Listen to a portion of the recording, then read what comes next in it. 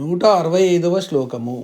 ధర్మాధార ధనాధ్యక్ష ధనధాన్య వివర్ధిని విప్రప్రియ విప్రరూప విశ్వభ్రమణకారిణి. ఈ శ్లోకంలోని మొదటి నామము ధర్మాధార. ఇది 884వ నామం. ఇది 4 అక్షరాల నామము. ఈ నామంతో అమ్మవారికి నమస్కరించేటప్పుడు ధర్మాధారాయై నమః అని చెప్పాలి. ధర్మ అంటే ధర్మమునకు, ఆధార అంటే ఆధారభూతమైనది. ధర్మాలు అంటే దాన ధర్మాల పద్మాలలోని ధర్మాలే అవాలని లేదు. ధర్మాలంటే లక్షణాలు, స్వభావాలు అని కూడా అర్థము ఉంది. ద్రవ్య ధర్మాలు కూడా ధర్మాలలోకే వస్తాయి. ప్రపంచంలోని అన్ని రకాల జీవులకు, పదార్థాలకు వాటి వాటి ధర్మాలు, స్వభావాలు వాటికి ఉంటాయి.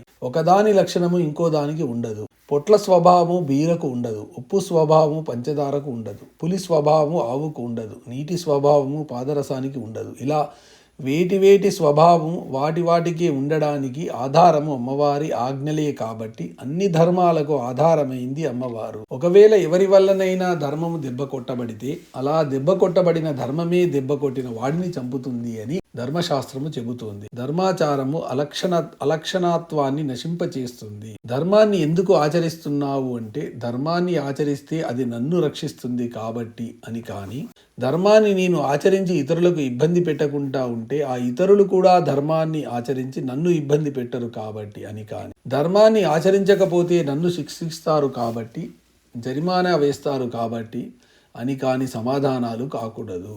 ధర్మాన్ని ఎందుకు ఆచరిస్తున్నావు అంటే అల్లా ఆచరించడము ధర్మము కాబట్టి అన్నదే సమాధానం కావాలి. ఈ ధర్మాచరణకు ప్రేరణ, ఆధారము, ప్రమాణము అమ్మవారి సృష్టిలో తిరుగు లేకుండా ఉండే ద్రవ్య ధర్మాలు, ఋతుధర్మాలు, జీవధర్మాలే అవ్వాలి.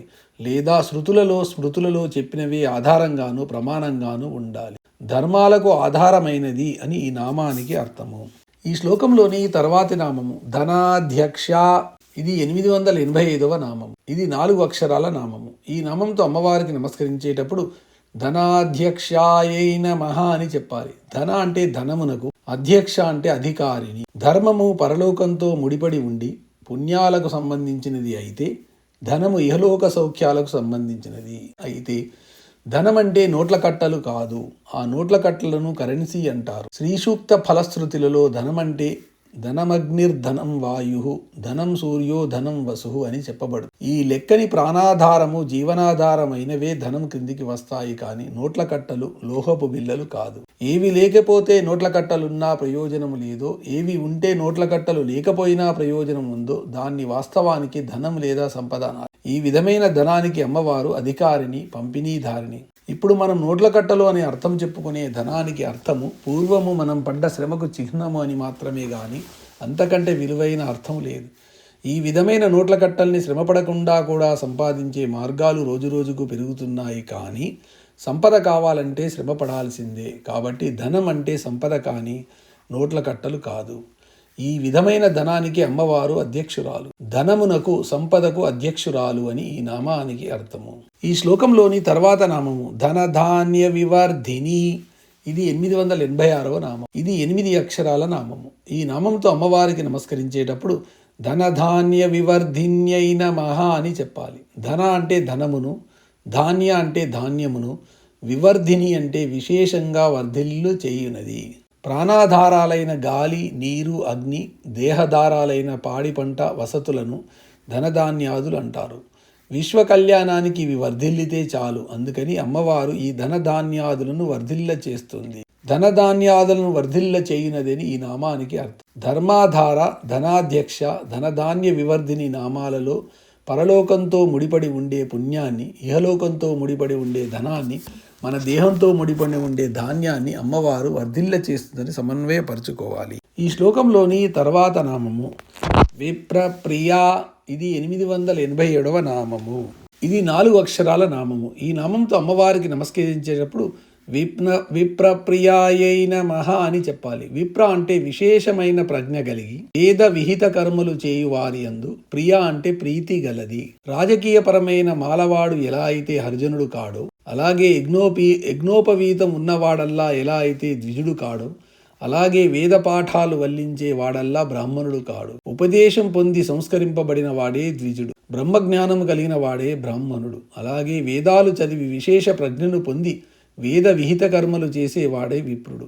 ఇటువంటి విప్రులంటేనే అమ్మవారికి ఇష్టము. విశేషమైన ప్రజ్ఞ కలిగి వేద విహిత కర్మలు ఆచరించే వారి యందు ప్రీతి కలది అని ఈ నామానికి అర్థం. ఈ శ్లోకంలోని తర్వాత నామము విప్రరూప. ఇది 888వ నామము. ఇది 4 అక్షరాల నామం. ఈ నామంతో అమ్మవారికి నమస్కరించేటప్పుడు విప్రరూపాయై నమః అని చెప్పాలి.